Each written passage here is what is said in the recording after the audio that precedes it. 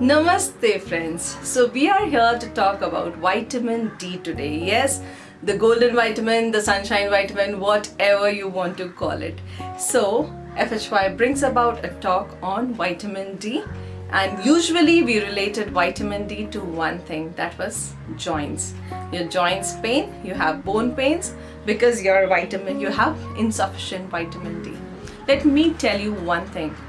If you are a person who is not into a field work, that means construction sites, you don't have that kind of a profile, that means you will have vitamin D deficiency or insufficient vitamin D. If you are not a person who daily takes 30 minutes of good sunlight, you will have vitamin D deficiency.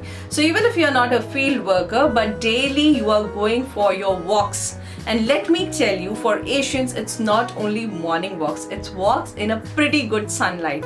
So if you're taking that, then it's okay. Otherwise, you might need to watch your vitamin D levels. Even if it is sufficient, you might need monthly one supplement or fortnightly supplement with vitamin D. Now, coming to telling you about that it is not only with your bones, but more than that. So let's start. How does vitamin D actually function in your body and affects other system of your body? Vitamin D is also influenced by other systems of your body. Let me also tell you that vitamin D is one component you sparsely find in food products. It is basically produced by our own body. And for that, sun rays are important. So how does this happen? Basically, vitamin D is fat soluble sequesteroid. Okay, now what happens is the liver uses cholesterol and it helps in making vitamin D precursor. So that means your liver should be functioning well if you want vitamin D properly in your body.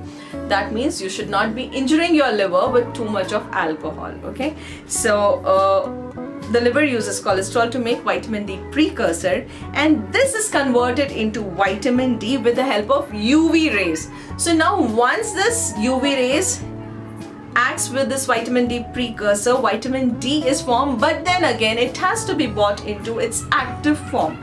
This active form is then formed with the help of liver and kidney, and then it acts on, or it starts working basically.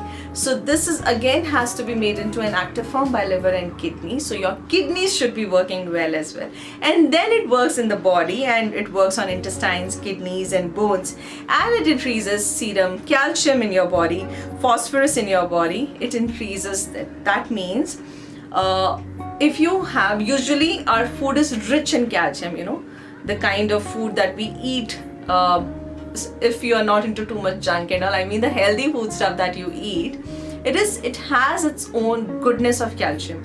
But because your vitamin D is less in the body, we are not able to absorb it. The body is not able to increase that calcium level in your blood. Phosphorus, the same way with phosphorus. Okay, so now that also means that the whole body has to work together as a unit, specifically your liver, kidney, intestines.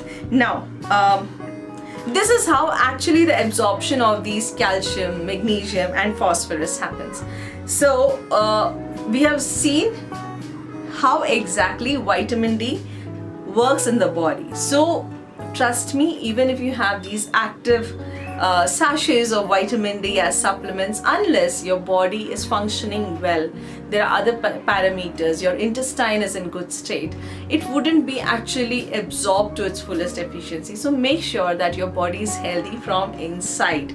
So as I say about vitamin D, let me also tell you vitamin D is two types, D2 and D3. Okay, D2 is from the plant source and D3 is from the animal source.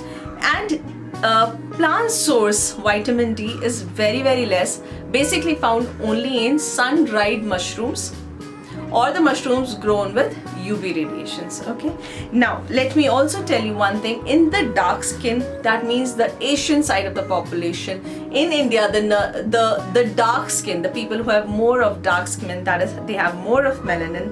The melanin actually reduces the skin's ability to make vitamin D. That means we people who have like complexion like me, little on a darker side, we need extra sunlight, and that typically means, you know, not those warm, mild morning sun rays. No, we need a little extra stronger sun rays and daily exposure of 30 minutes for 365 days. And then imagine, and it should be bare skin or very light cotton colored clothes so that your skin is able to absorb.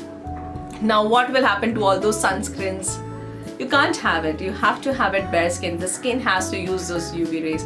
Now people who have problem with UV rays in terms of allergies, there is a problem. In that case, it's like, you know, in your body 40% of your body area should be exposed to sun. So in that case, you can expose your back to the sunlight for 30 minutes daily, so that, you know, you don't get those itching and rashes, because basically the surface, the skin on the back is little more tougher than how we have in our frontal area.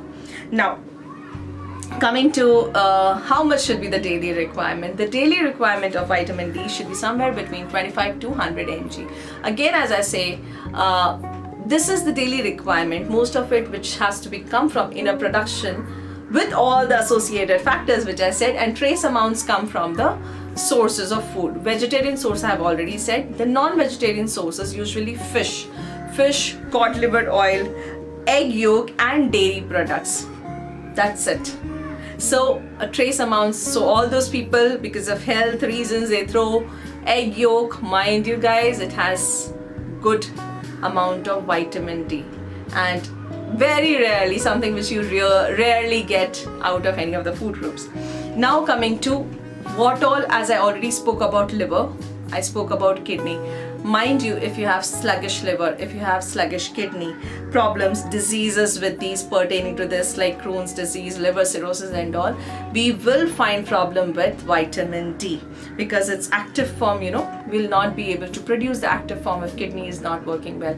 If your liver is not working well, your precursors are not in place, that means you need to work on your complete well-being. Your kidneys will be good if your water intake is in its place, you're eating, drinking proper things. Your liver will be good when you don't overload it with lots and lots of fats. Please don't do that. Your intestines have to be in place. That means you do not load them with lot of junk so that they become sluggish. And yes, if your body mass index is more than 30, it becomes difficult, because already vitamin D we get is in very trace amounts. It doesn't reach all the part of the body. That typically means check your weight. So now the problems caused with vitamin D, which is not only bone. Let me tell you, it hinders cardiovascular disease. It causes asthma in kids, rickets and osteoporosis, osteomalacia in elders also. That means basically softening of your bones. You have diabetes, you have hypertension, you have sclerosis, because vitamin D is also essential for your skin health. Now how else, you know, now when I say it's good for your skin health, that means it can be used for the treatment of sclerosis. So because vitamin D helps in synthesis of non-collagen proteins. That's why I said this is good for psoriasis, this is good for sclerosis, various skin conditions, you know, because collagen, we all know, is something which keeps your skin tight and good. And also for your bone health, collagen is very important. That's why bone growth and development happens. It also prevents loss of amino acids through kidneys. That means amino acids are nothing but the first chain or the building block of protein. So when it protects the loss of amino acids from kidney, that means it is actually helping in muscle growth, muscular development, and it works, make sure that your muscles are healthy and nice. It reduces the spread of skeletal, intestinal and abnormal growth of these cells in intestine, lymphatic system and skeletal system, hence preventing cancer. it reduces the risk of hypertension. Vitamin D is very, very essential to mind you with these things as well. And it was not only about your bone.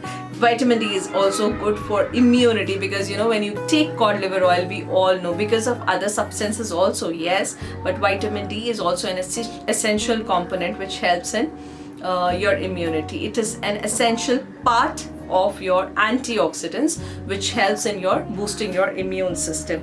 It helps in retention and utilization of calcium and phosphorus in your body. So unless your vitamin D is in place, how much ever calcium rich food you take, it wouldn't get absorbed properly in your body. So your vitamin D should be there so that it helps calcium to be there. Okay, so they are like best friends. And then as I said, it prevents osteomalacia, that is softening of the bones. It prevents osteoporosis to a larger extent, because vitamin D go hand in hand with calcium. This is for the people as we age, degenerative diseases. For kids, obviously rickets, that is the bow shaping of the legs, it prevents that. And let me also tell you that vitamin D is a component which stays stable even with heat and storage. That means even if it is heated, even if it is stored, it just stays there. So that is also one reason why many times in olden days the food which were preserved in form of pickles and all were kept in sun. There are also people who believe the ancient type, the Vedic system of belief also says, if you take water, keep it out in sun and have it's good for bones, basically meaning that it absorbs that vitamin D and it goes to your body. I do not know scientifically where it stands, but yes, there is mention of these things in the Vedic medicinal things. So this is also, yes, one reason which was said about pickles. So when mushrooms are pickled, it is in the sun-dried manner, you use them in sun-dried manner and then pickle it off, because the vitamin D doesn't break down or disrupts because of heat or storage. So happy eating vitamin D, and make sure that it is not always about your outside.